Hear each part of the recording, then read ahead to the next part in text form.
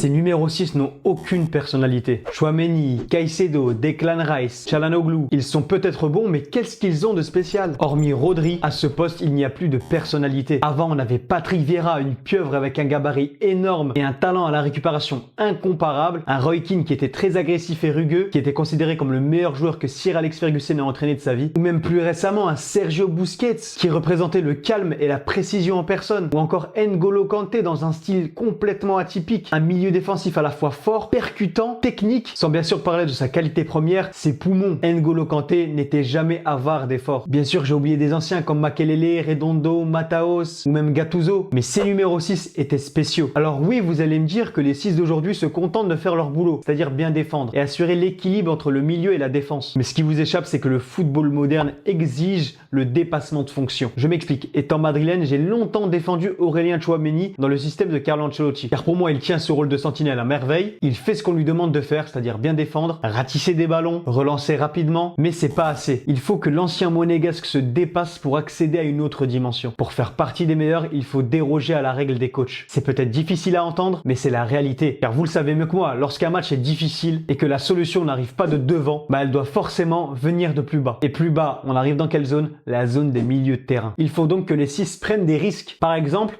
Casemiro, bien qu'il ait du mal en première ligue avec Manchester United, si l'on parle de ses belles années au Real Madrid, c'était l'un des meilleurs 6 du monde. Pour quelle raison? Car il était spécial. Pourtant, au premier abord, Casemiro est un 6 rugueux, est un 6 agressif, qui a l'air peu technique et qui n'a pas vraiment beaucoup de flèches à son arc. Mais qu'est-ce qui différenciait Casemiro des autres? Bien qu'il avait du retard sur certains aspects. C'est que lorsque c'était difficile, il se dépassait. Casemiro, c'était pas Zidane, mais lorsqu'il le fallait, il arrivait à sortir quelques gestes techniques de sa poche, combiné avec Karim Benzema, être présent dans la surface. Et il savait aussi libérer son équipe en prenant des risques à la frappe. On a des images en tête comme des buts en finale de Ligue des Champions, des énormes frappes à 30 mètres, une audace qui appartient seulement aux joueurs qui aiment prendre des risques. Pour figurer parmi les meilleurs, il ne suffit pas d'être bon un peu partout. Il faut exceller dans un art. Et c'est valable pour la plupart des postes dans le football. Et vous, j'aimerais savoir si vous connaissez des 6 spéciaux dans le monde du foot actuel. N'hésitez pas à me le dire dans les commentaires. Et bien sûr, dites-moi aussi quel 6 vous a marqué dans l'histoire du football. À vous de jouer dans les commentaires, likez le TikTok et abonnez-vous.